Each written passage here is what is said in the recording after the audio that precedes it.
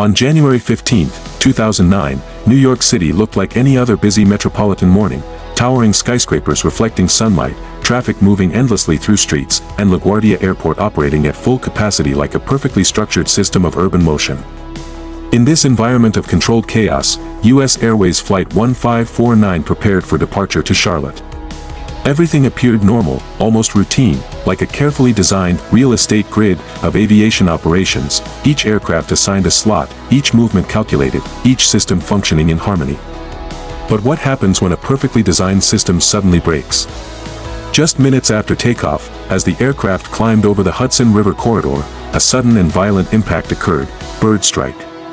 A massive flock of birds collided with the aircraft engines. Within seconds, both engines lost power. The aircraft transformed from a high-tech machine into an unpowered glider above one of the most densely populated cities in the world. At that moment, the cockpit turned into a battlefield of decision-making. Captain Chesley, Sully, Sullenberger and First Officer Jeffrey Skiles were faced with an impossible question: where do you land a powerless commercial aircraft over New York City? Below them lay one of the most expensive and complex urban real estate structures on Earth: Manhattan's skyline, highways, bridges, and millions of lives. One wrong move could turn a controlled emergency into a catastrophe. Air traffic control immediately suggested returning to nearby airports like LaGuardia or Teterboro. But Sully quickly calculated something critical: altitude, distance, glide ratio, time. The aircraft simply could not make it. So a new question emerged: if land is impossible, then what remains? Water. Hudson River. But could a commercial aircraft actually land on water? This was not part of any normal flight plan. No passenger expected it. No system was designed for it as a primary option. Yet aviation training is built on one principle: adaptation under extreme uncertainty. As the aircraft descended, silence filled the cockpit.